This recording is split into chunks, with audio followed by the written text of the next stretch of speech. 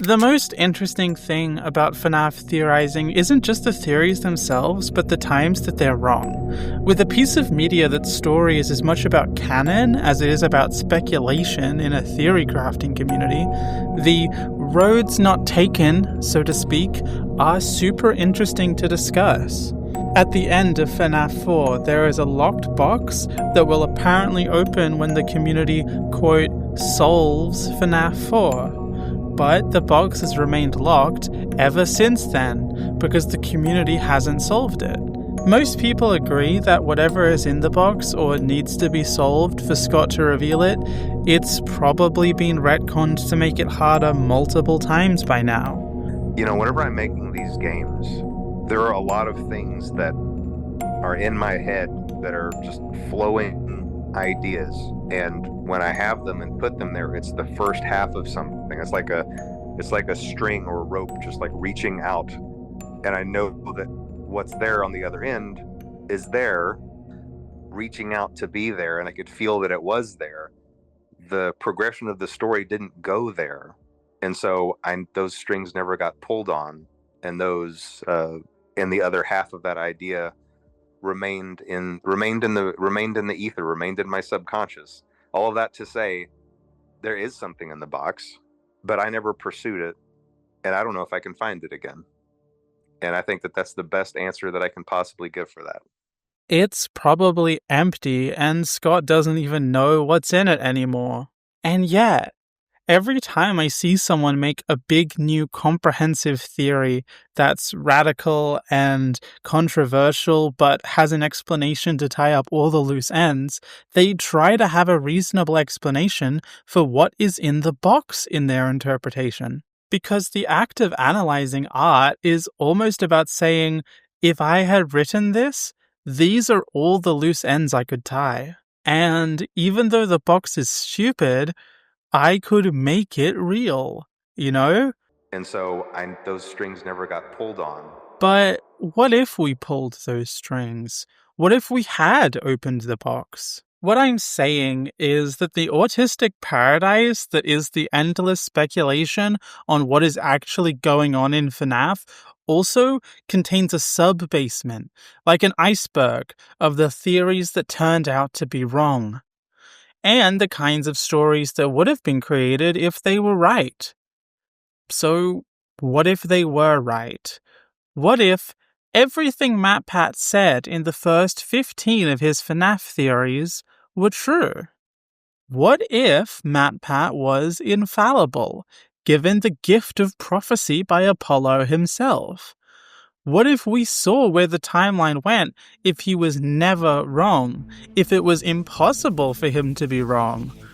What if I took everything he said in those videos, compiled them into a list of definitive statements, and then made a timeline out of them? Well, it would probably look something like this. The year is and Fredbear's Family Diner is built, a children's restaurant with animatronic entertainment beginning the tumultuous legacy of death and murder known by gamers as the Bear Game. In the 70s, outside the diner, an innocent child is killed by someone outside in the rain. This man is William Afton. The other co-owner was, ready for this? William Afton. He was whoever that is. Side of the restaurants. Paperwork, taxes, things like that. So to see Afton Robotics in the source code teasing sister location is huge! To store the animatronics used at Fredbear's Family Diner, a storage facility / distribution center is built for animatronics, and it houses a new unseen animatronic called the Puppet. Above the storage facility is 2 houses. In one lives Purple Guy, who secretly monitors his son Cece while he plays at the diner using nanny cam plushies. The other house is where Purple Guy B lives, a different person, but who also uses nanny cam plushies to monitor his son. Perhaps the same son? Probably not. And William Afton from before has a daughter named No Name, and he tries to open William Afton's Circus Baby Pizza World to kidnap children, but he fails when his daughter No Name is killed. Unfortunately though, one of the Purple Guy's sons, CC, saw the incident. This will, later, have ramifications. Back at Fredbear's, there's another murder when a man named Matthew Fear Patrick, that's his middle name, MatPat's middle name is Fear, and he is in this. When Matthew Fear Patrick kills someone, This was right after the puppet was moved to Fredbear's family diner, causing the puppet to become possessed by the murdered child. Fredbear's then closes down due to health reasons, but the Fredbear intellectual property is sold to Fazbear Entertainment, who opens Freddy Fazbear's Pizza, but Matthew Fear Patrick comes back and uses one of the Springlock suits to lure 5 kids to the back room and kill them. William Afton had already killed someone, but he resets his kill virginity, and so his first kill happens here when he uses the safe room, a room with no cameras, and that the animatronics can't enter, to kill a child. Not to be outdone, Matt Fear Pat kills 5 more people here. Around 1983 in this location, a crying child is killed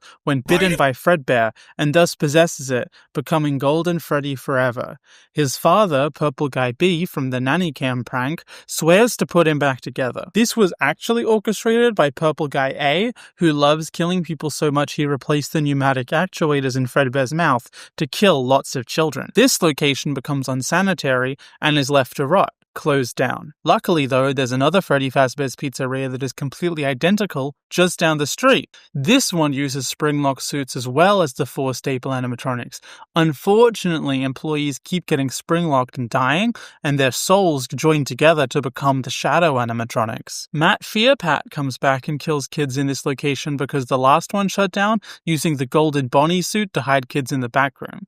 You might remember that puppet animatronic that got possessed way back in the 70s. It actually drags itself all the way to this location to take the dead bodies and put them in animatronic suits. But Golden Freddy cannot move his body because the Springlocks have all been removed like an apple core, and that other CC kid is already possessing it. There's a new serial killer in town, Wrench Guy, who knows all about the puppet's plan to put kids in suit to create an army of animatronics that hate serial killers, so he carries a wrench around to fight the puppet, but he hasn't killed anyone yet, so we'll get back to him later. Oh, serial killer alert. You might remember the 2 purple guys who live in houses above the storage facility. One of them loves killing people and tampered with Fredbear to bite children, but the other wants to heal his son, so he's learning about possession by killing children. He's just killed his first child. This was also in the rain, like in the 70s, but again, Annie shoved their body into Golden Freddy to hide it, which is getting a bit full at this point, so their soul doesn't possess Golden Freddy, and it jumps to the next best thing, Psychic Friend Fredbear, the nanny cam that the others had set up. Not to be outdone again, the first purple guy built secret tunnels from his house into the secret bunker, and then back out into his business partner and Freddy's co-owner, Henry, no surname, to steal his blueprints. Using that, he opens Circus Baby's Pizza World. For unexplained reasons, this causes Henry to unalive himself by getting really close to Circus Baby and not moving while she unalives him. Unfortunately, when Circus Baby's Pizza World opens, it kills this pigtail girl, and she possesses the main animatronic baby, and then all the other animatronics kill the technicians, and the place closes in like a day. Seeing that his rival opened that chain, the other purple guy opens Circus Baby Rental, and successfully kidnaps dozens of children for his animatronic possession tests, which then combine into one animatronic medal, which becomes Enid. And Chica's Party World also exists right now, but I don't care. 1987. So in 1987, there's a new Freddy's location, and nobody dies. A kid goes there, and he gets bitten. Was that the bite of 87? And after he gets bitten and he's in a coma, he dreams things, but we'll get back to him. There's another Henry, maybe the first Henry's twin. He didn't get killed by Circus Baby or work on any of the animatronics. He actually works here. He turns out fine. He lives. It's fine. Freddy Fazbear's Pizza reopens. I know that the other one is still open, but this one is new. These new animatronics get sex offender databases, not just criminal databases. MatPat specifies sex offender databases. Funtime Foxy is moved from the distribution center to here, where they become Mangle, the first transgender animatronic. A guy named Mike Schmidt tampers with the animatronics, and then one of them bites someone. Was that the bait of 87? Don't forget Mike Schmidt. He comes back later. It's now summer in 1987 in America, so it's the middle of the year. 4 days after opening, it goes under investigation because Matt Fearpat is using the Golden Freddy suit to lure kids to the back room and kill them. Not the Golden Bonnie suit. specifically the Golden Freddy suit, which must be cramped with all the other bodies in there. He also doubles as the phone guy, recording messages for the new night guard who is taking his place. But after the investigation against him gets too close, he runs away, giving the job of day guard to Wrench Guy, who in November tampers with Mangle and gets fired. His job is opened, causing the night guard in November, who was previously listening to Matt Fearpat's tapes, and that's why he talks about an investigation in FNAF 2 on the tapes, despite not being there during the actual investigation. You know, that guy, he takes Wrench Guy's job, and his name is Jeremy, and then he gets bitten. And then the other night guard, Fritz, takes his place as the night guard, but Fritz is actually William Afton, the safe room killer from the start. And then the bite of 87 happens again. I don't know who to, and the toy animatronics get scrapped, and fuck it, close this location. This one's still not working right. But also, it's still 1987, 87? and our other location never closed, and it still has spring locks and a regular cast. And you remember the crying child from earlier who didn't die, who saw someone get murdered and was traumatized? Well, he gets put in the Fredbear mouth, a different one, probably, and the spring lock shut down on his face because he can't stop crying. So he possesses the puppet for some reason. MatPat says he goes and possesses the puppet. Fuck it. Also, the nanny cams which were possessed, they stop being possessed because their souls go and enter another puppet. There's like 3 of them now. Just to be clear, there's original Kill puppet, there's now CC puppet, and there's psychic friend Fredbear puppet. Okay, and then the purple guy from Circus Baby's Pizza comes and kills 4 random bullies, and this girl with pigtails dies again and possesses the closest Circus Baby with the goal of fixing the recently killed crying child. I guess they knew each other. Matthew Fearpatrick, who was the phone guy the whole time, he comes back now that he's no longer under investigation for murder and goes back to this location to try and dismantle the animatronics that contain proof of his murders or whatever, but he gets rained on and dies in the spring bunny suit, becoming Phone Trap. But he doesn't die. He actually doesn't die and becomes Springtrap. He actually lives and survives being springlocked, so none of the spirits are happy, and that causes FNAF 1 to happen because they're so mad. So FNAF 1 happens, and meanwhile in the dream, do you remember the kid in the coma who's dreaming? All of FNAF 1, 2, 3, and 4 happen here as well because he's reinterpreting all of the things that he saw during the day of him being bitten as the FNAF storyline.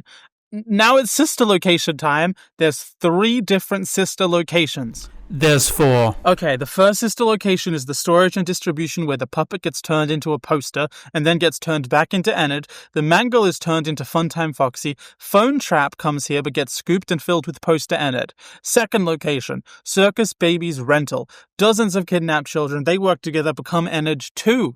This is also probably under Henry's house, because fuck that guy. Purple Guy B wants to send his son down here to retrieve something, so he sends his other son, not CC, but his eldest, and this is his exact words, keep this in mind, this is infallible MatPat, his son, Michael Eggs Benedict Afton Purple Guy Jingleheimer Schmidt. Luckily, he dies when he gets scooped and filled with Enid 2, so I don't have to say his name again. The other purple guy made the third sister location, Circus Baby Pizza World, even though this is actually the second Circus Baby Pizza World, where the scrapped animatronics dismantled by Matthew Fearpatrick before his spring locking recombine here into Enid 1. It's also secretly the site for illusion disc technology to be tested with the Fun Times, so the FNAF 4 house is here underneath this bunker, which itself is underneath Henry's house. So then FNAF 4 happens. William Afton, which keep in mind is not Purple Guy A from the start, sends his son Michael down here. He gets scooped and filled to the brim with Enid, okay? Down at Circus Baby Pizza World, okay? Fuck it, says the Fazbear Corporation. You know what? Okay, we just need a new location, okay? None of these are working. Should we put it here? Here? No, back here! Fuck it! Same location as the first one. Call it Freddy Fazbear's Pizza 3. I don't even care anymore, Edwin. I quit. So Phone Trap still has poster Enid in his guts puppeting him. So he comes back and signs up to be a night guard at this new location. Then William Afton comes and kills 5 more kids. So obviously Phone Trap gets fired for that negligence.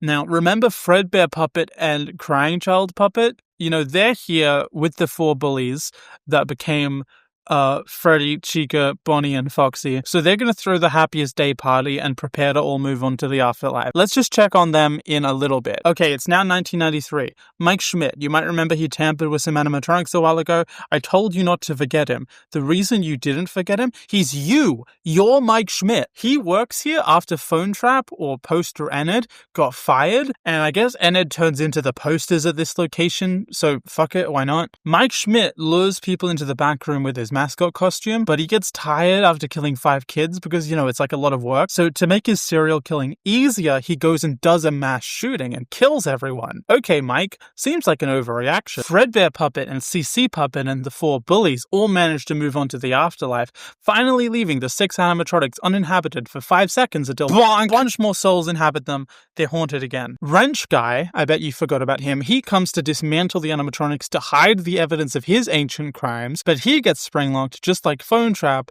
and becomes Wrench Trap. The room is boarded up, but Mike Schmidt is caught and sent to, I kid you not, death row. 20 years later, Fazbear Frights opens and they don't have any animatronics, but hey, they found Wrench Trap, so he can be the one and only animatronic. The spirits without animatronics from when they all got dismantled that one time, they all float over to here, explaining the phantom animatronics once and for all. And then FNAF 3 happens with Michael Eggs Benedict Apton Purple Guy Jingleheimer Schmidt as the night guard, but also across the road is the second Fazbear Fright, where Phone Trap is the only animatronic, and this time the phantom animatronics are explained by the illusion discs creating the phantoms. So FNAF 3 happens again. Then Mike Schmidt goes to death row, and every night he dreams of FNAF 1 where he's in the place that undid him, haunted by his victims, and they all can move around except Golden Freddy, who can teleport because he was the one person who survived. So then FNAF 1 happens again. And what about